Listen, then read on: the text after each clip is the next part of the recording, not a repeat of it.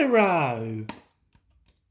One summer, Spencer was visiting the island of Sodor. He was helping build a summer house for the Duke and Duchess of Boxford. "Out of my way, slow coach. I've no time to chat," he would say. He boasted that he was the fastest and the strongest engine on Sodor. One day, Spencer challenged Thomas to a contest to see who was strongest. "Whoever pulls his heavy load the furthest wins," he sneered. Thomas and Spencer met at the shunting yards. Edward whistled, "Peep, peep," and they were off. Spencer steamed ahead, but little Thomas was soon in trouble. At the top of a steep hill, he felt that something was wrong. "My brakes are broken. I'm going too fast," Thomas gasped. He whooshed down the other side of the hill onto an old rickety track. He crashed through some bushes and came to a stop. Just then, a voice called, "Hello!" Thomas was surprised to see an old engine. He looked rusty and broken. "My name is Hiro," said the engine. "What are you doing here?" Thomas asked. Hiro told Thomas how he had come to Sodor from far away. "I was the strongest engine there," said Hiro proudly. "They called me the master of the railway." Thomas promised to fix Hiro and make him as good as new.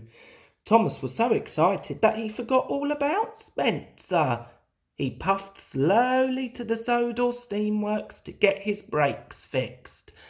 His friend Victor was there. Thomas saw a wagon with an old boiler. "What's going to happen to that, Victor?" asked Thomas. "That rubbish? It's just scrap," said Victor. Thomas offered to take it away. This boiler could be mended and given to Hiro, thought Thomas.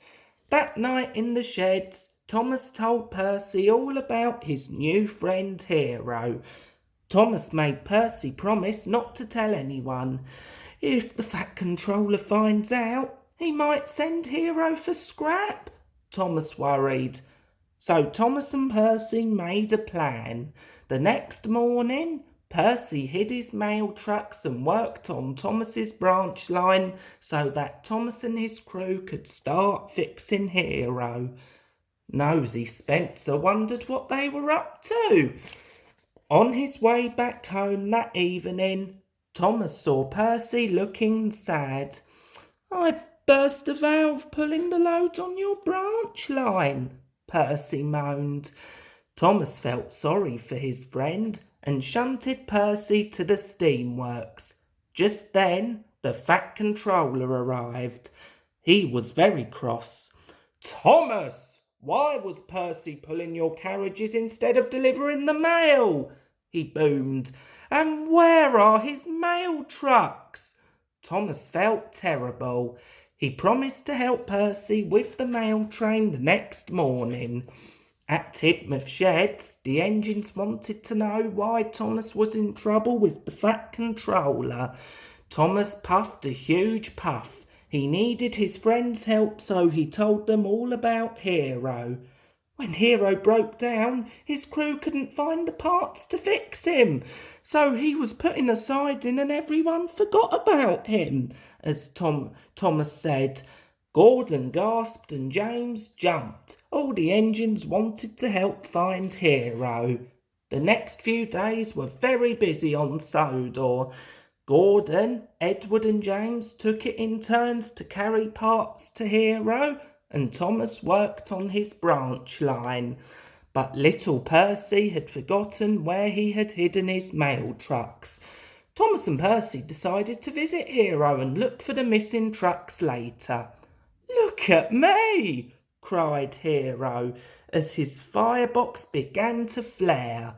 Hiro was a colourful patchwork of parts and he was feeling better already. Suddenly there came a loud poop poop. It was Spencer. When he saw Hiro, he gasped. "So this is what you've been doing," he smirked.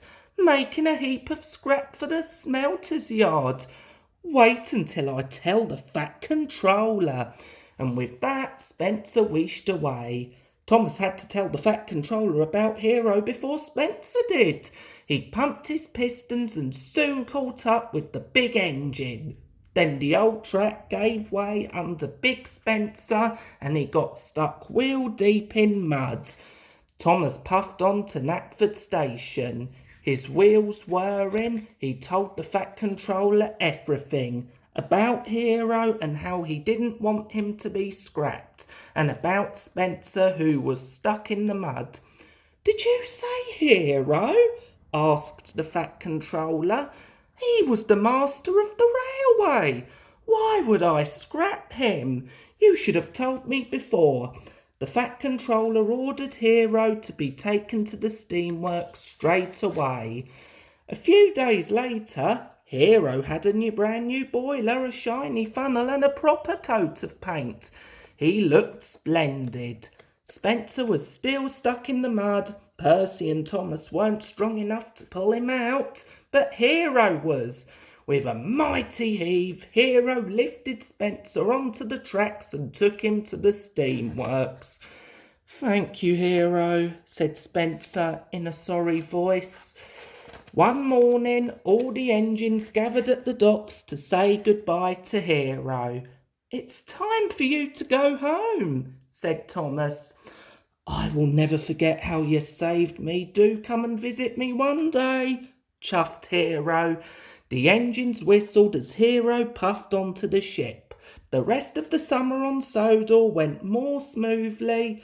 Percy found his mail trucks and Thomas helped Spencer finish the summer house for the Duke of and Duchess, and they never forgot about Hiro, the master of the railway.